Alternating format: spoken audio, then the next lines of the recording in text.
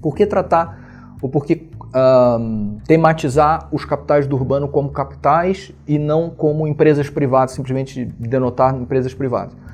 Porque isso tem a ver com um diagnóstico de que tem no período recente, mundialmente, com diferenças entre lugares, entre países, entre cidades e tal, mas mundialmente, e entre gestões municipais, governos municipais, mas tem uma tendência, um crescimento muito grande da presença de atores privados na produção de políticas urbanas, e não só um crescimento, mas também uma heterogeneização dos formatos. Então tem formatos muito diferentes e cada vez mais formatos diferentes de organização da produção de políticas com tipos de empresas diferentes participando. A ideia de capitais tenta manter ou recuperar uma certa herança marxista que parcialmente, né? Então, por um lado, a gente ao chamar de capitais e não empresas, a gente está tentando chamar a atenção para uma coisa que a literatura marxista sobre cidade fez bem, que foi inserir a ação das empresas, os atores empresariais, em contextos mais amplos em que eles estão inseridos, né? Então pensar as economias políticas que os envolvem, não só as suas estratégias empresariais específicas. Por outro lado, considerar também a história desses setores e como esses setores privados e os setores públicos, as administrações em cada lugar, foram sendo construídos historicamente como uma coisa conjunta, que no caso brasileiro eu acho muito importante. Então a ideia de capitais, portanto, ela envolve um conjunto heterogêneo de empresas que são separadas entre si pelos tipos de processos de valorização que elas têm, pelas relações que elas têm com o espaço urbano e pela relação que elas têm com o Estado, né? Então você tem empresas que isso especifica, por um lado, o que elas fazem em termos de como elas agem sobre a cidade e, por outro lado, como elas agem sobre o Estado e como elas se relacionam com ele, né? Então você tem empresas que são vendedoras de serviços para o Estado, como as empresas de coleta de lixo, de transporte de passageiros, empresas consultoras e que fazem projetos para o Estado. Você tem empresas que produzem para o mercado, como as empresas do setor imobiliário, mas também para o Estado. As empresas construtoras produzem para ambos, mas as incorporadoras principalmente produzem para o mercado, mas têm a sua atividade fortemente regulada pelo Estado, né? Então aí o Estado entra muito mais como regulador do que como produtor. E a literatura urbana internacionalmente e no Brasil prestou atenção demais para esse último conjunto de empresas, né? Então, porque elas têm realmente uma capacidade de transformar o espaço urbano que é super peculiar às incorporadoras. Porque o processo de valorização delas está associado com a transformação do espaço. Elas querem pegar um lugar decaído e transformar o lugar num outro lugar que elas possam vender caro, e é nessa transformação de uso que elas realmente ganham dinheiro. Então, a tendência é que elas tentem sempre produzir degraus na cidade, né? Produzir soluços, e o desenvolvimento da cidade fica sempre produzido dessa forma.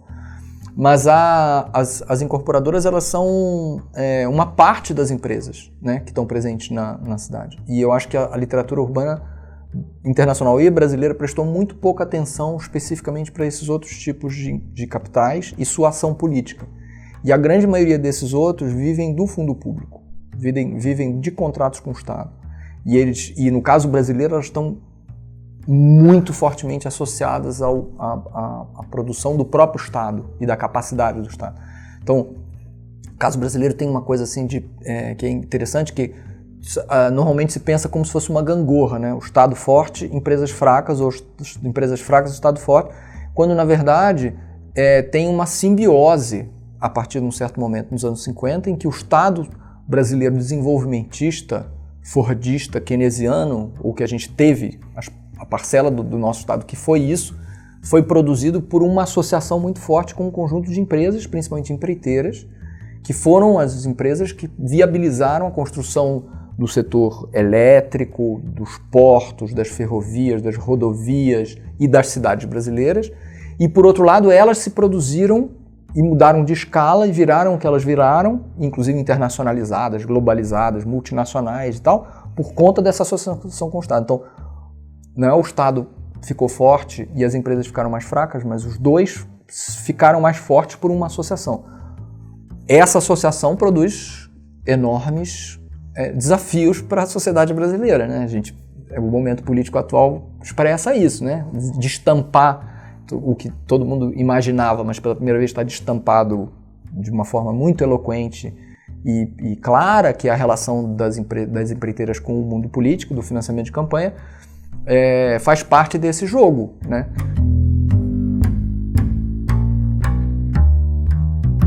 Uma dimensão importante, então, dessa discussão toda é a discussão comparativa, né? E aí, por que nesse projeto específico comparar cidades do norte e do sul, né? Isso está inserido num debate mais... um debate bem recente e contemporâneo da discussão sobre cidades mundialmente, que tem a ver com o urbanismo comparativo, né? O pressuposto do urbanismo comparativo é que uma parte importante das teorias urbanas, das teorias que a gente tem para analisar as cidades, foram produzidas a partir de um conjunto muito pequeno de cidades, todas elas no norte, né?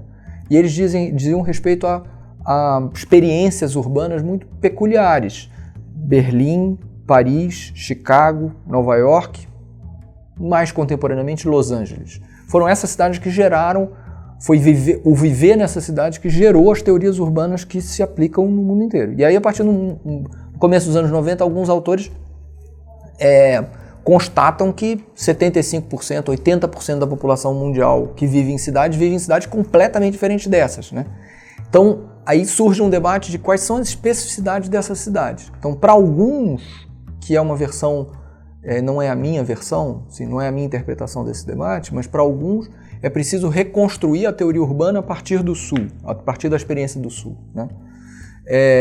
Eu acho que não é o caso exatamente de fazer isso, porque não é possível construir uma única teoria urbana, né? Vão existir sempre várias teorias falando sobre fenômenos específicos. Em alguns casos, as teorias construídas a partir do norte explicam mais ou menos o que acontece nas cidades do sul, porque as cidades do sul experimentam processos similares. Então, para discutir o que acontece com o capital imobiliário na região da Berrini, não tem nenhuma especificidade brasileira em relação a isso, certo? Tem um diálogo muito... Mas para discutir os processos sociais e a sociabilidade nas favelas cariocas, isso tem uma enorme diferença com relação às favelas, às habitações de interesse social do norte de Paris, em Saint-Denis. São experiências urbanas muito diferentes. Então, para isso, você tem que criar novos debates, novas teorias. No caso das políticas, né, que é o nosso assunto, das políticas e a política, a forma como o comparativismo olhou para o Sul, isso não é só sobre cidades, é sobre sistemas políticos, foi sempre criando um outro conjunto de categorias. Então, isso está expressado na Academia Norte-Americana na Ciência Política. Todos os departamentos têm uma parte do departamento que é política comparativa e uma parte que é política americana. A política americana é um outro negócio, né? Nas escolas de planejamento inglesas, você tem um departamento de planejamento que estuda cidades inglesas e tem um departamento de development, né, que estuda as cidades do resto do mundo, especialmente as das ex-colônias, como se elas fossem feitas de uma natureza diferente, ontologicamente elas fossem outra coisa. Então, a gente tem um pressuposto de que, nesse projeto, tem um pressuposto de que os processos e atores que forjam essa cidade são similares, né? E aí a gente tem que afastar a centralidade de categorias como corrupção, clientelismo, porque se você começa olhando para São Paulo ou para as cidades do Sul a partir dessas categorias, você não vê, por um lado, a corrupção e o clientelismo existentes no Norte e, por outro, todas as outras coisas que existem no Sul que organizam políticas e não estão associadas com isso, né? Então, no fundo, você tem um conjunto similar de processos e de atores no Sul e no Norte, a gente está simplificando aqui, mas em todos os tipos de cidades e países, que estão presentes historicamente em combinações diferentes, em lugares diferentes, né? Entender essas combinações, por isso que o nosso negócio é entender as combinações e associações entre conjuntos de atores, relações e instituições que estão presentes nesses lugares.